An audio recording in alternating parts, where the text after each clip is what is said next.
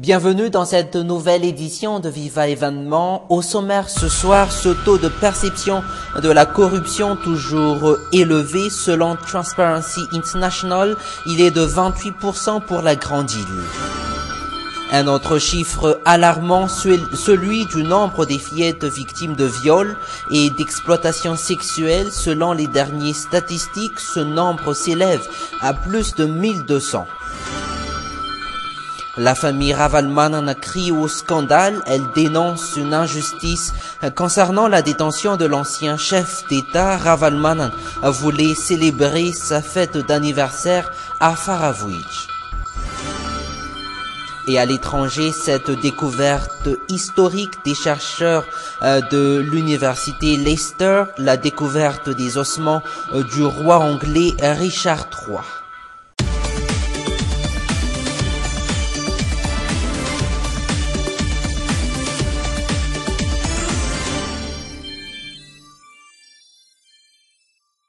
Comme annoncé dans les titres, plus d'1 millier d'enfants victimes de viols et d'exploitation sexuelle à Antananarive, un chiffre très alarmant. Les victimes sont en majorité des adolescentes entre 14 et 17 ans, des victimes qui, elles, restent silencieuses. C'est un reportage d'Aris Ariel et d'Yves Chanel. 1237, c'est le nombre des fillettes victimes de viols et d'exploitation sexuelle sur la capitale. Un chiffre déjà alarmant, mais qui ne reflète pas encore la réalité. Beaucoup de victimes restent silencieuses. Les 21% des cas résultent pourtant des problèmes de famille.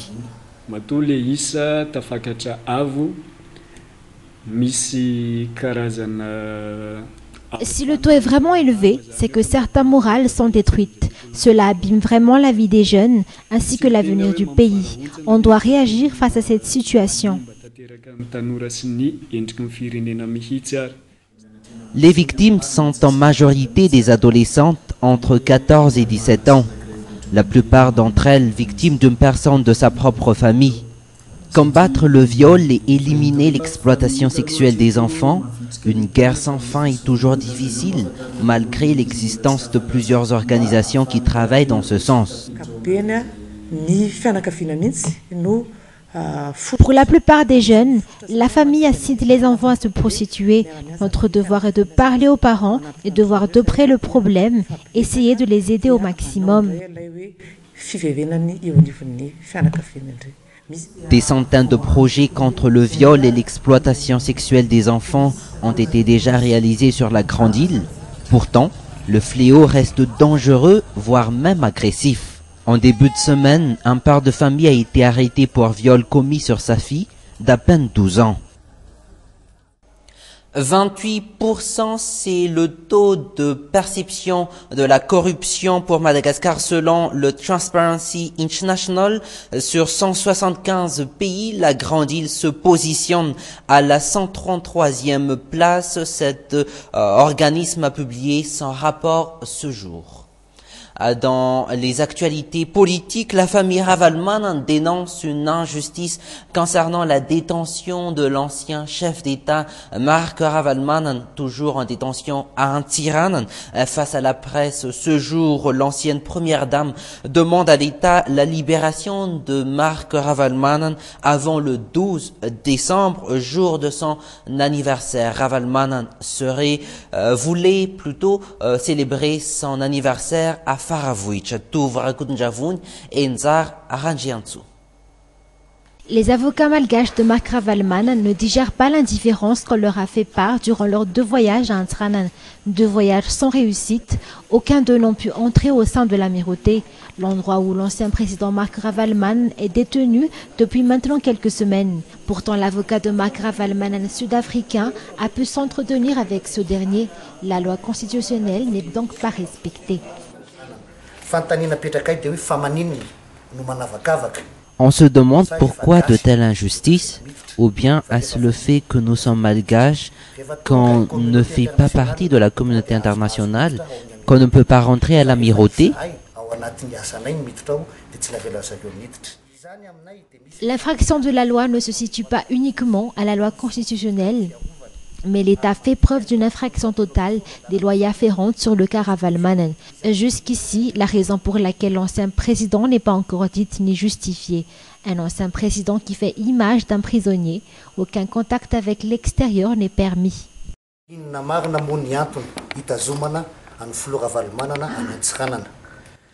Qui a pris la décision de mettre Ravalomanana en Antsiranana? Est-ce une assignation ou une résidence surveillée? Quelle est la vraie raison de sa détention? À chaque décision prise, une loi devrait le prescrire.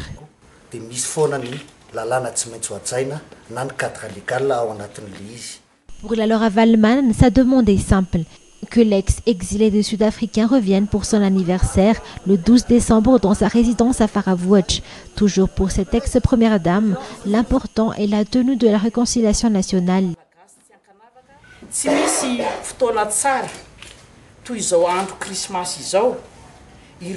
Noël est le meilleur moment de la réconciliation.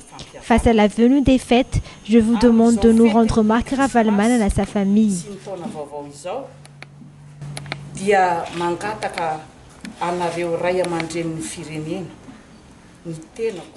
Pour la mouvance Ravalomanana, la réconciliation rime avec la sortie de Marc Ravalomanana de l'amirauté à Antsiranana. Un fait qui pousse cette mouvance à obliger l'actuel président à tenir le plus vite possible la réconciliation nationale. Jusqu'ici, les mésententes ne sont pas toujours réglées pour ces deux entités. Toujours dans cette page politique, un rappel à l'ordre à l'endroit des chefs d'institution et des membres du gouvernement se disant gardiens de la Constitution. Jean-Éric Rakudwasu menace dans un communiqué de déchéance tous les chefs d'institution et membres du gouvernement qui font partie des instances dirigeantes d'une institution religieuse tout en gardant leurs fonctions. Si telle est la sanction pour être dirigeant d'une institution religieuse, qu'en est-il alors de ceux qui font partie du bureau politique d'un parti politique à l'instar du HVM, le parti au pouvoir, sachant que la Constitution prévoit également la neutralité de l'administration. 48 pays sont actuellement désignés comme PMA, pays les moins avancés par l'ONU, parmi eux Madagascar qui serait parmi les pays qui n'arriveront pas à atteindre les objectifs du développement. Sur ces 48 pays, seul un PMA, la République démocratique populaire de Laos, est en bonne voie. Dans un tout autre sujet, Fianarantsoa, Andilamene ou encore Kisabe, ce sont aujourd'hui les trois endroits où l'exploitation illicite de l'or gagne du terrain. Les 98% des exploitations qui existent aujourd'hui, qui sont illégaux, dénoncent la direction des polices des mines, des exploitations illicites déjà dénoncées par les sociétés civiles. Anaïsou et Yves Chanel. 98% des exploitations minières sont illicites. La plupart sont orientées vers l'or. Certaines régions présentent un fort taux de risque, à l'exemple de Fianarantsoa, Andilamene et Kasbe. Ces exploitations ne sont pas tous axées sur l'exploitation aurifère, mais aussi l'exploitation de bois précieux qui n'a cessé de s'accroître. Pour les acteurs de protection environnementale, la situation est alarmante. On ne peut pas dire que tout est normal. L'exploitation illicite est toujours présente, à l'exemple de celle dans la partie des Mikea. À partir de l'année 2010, le taux d'exploitation illicite n'a cessé de s'accroître. Le ministère des Mines n'a pu malheureusement récolter des résultats positifs qu'à partir du mois de novembre. Malgré cela, des lacunes restent toujours à reviser.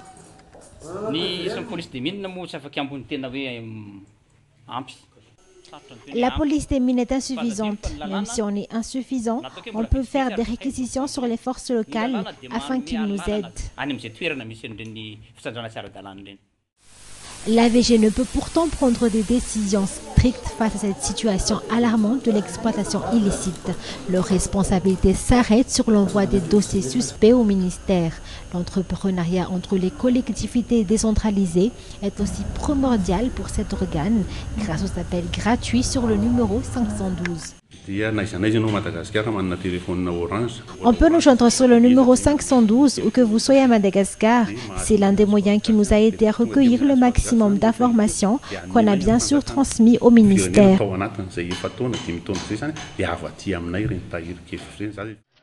L'application de la loi est la seule solution face à cette accrue pondérante de l'exploitation illicite. La corruption qui elle est toujours présente dans les aires protégées exploitées, à l'exemple du journaliste de Jupiter qui vient d'être menacé suite à l'invocation d'un sujet chaud concernant l'exploitation abusive dans un aire protégé à Ilakak. Et après les charretiers et les tireurs de pousse-pousse, voilà que la commune urbaine d'Antananarivo s'attaque à l'assainissement des alentours des écoles de la ville. D'ici peu, les agents de la commune se chargeront de ces marchands qui déballent ces articles devant les écoles, collèges et lycées de la capitale, des marchands qui font trop de bruit et de tapage pour ces écoles. Tovar Gudenjavoun et Nzar Ranjiantsu. Nous sommes à Souaran pour attirer les clients. Ce commerçant sort les grands moyens. Voilà qu'il utilise des baffles, voire même une sonorisation.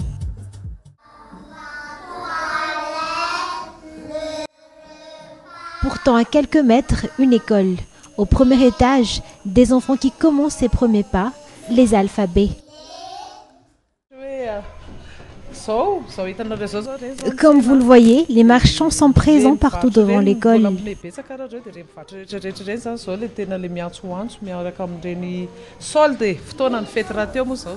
La maîtresse se plaint, les marchands dérangent, ils font trop de bruit. Pour y faire face, la maîtresse ne peut que fermer les fenêtres, avec comme objectif garder le maximum de concentration chez les élèves. À cette période de solde, le bruit est devenu insupportable. Les marchands crient de partout.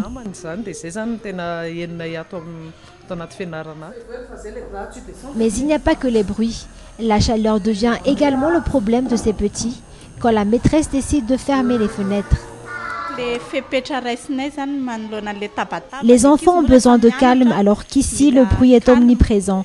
On doit juste fermer les fenêtres.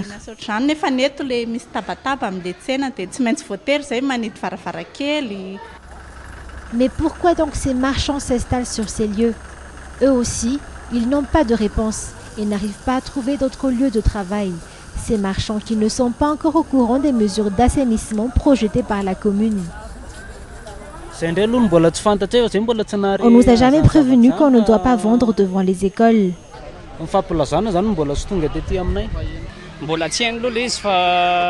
J'ai entendu cette information. Ils nous ont juste demandé de ne pas envahir la route, mais de rester sur les trottoirs. La commune qui projette de se charger de ces marchands bruyants, elle aurait donné une semaine à ces derniers pour plier bagages. Merci de votre attention. Prochain rendez-vous demain à la même heure. Au revoir.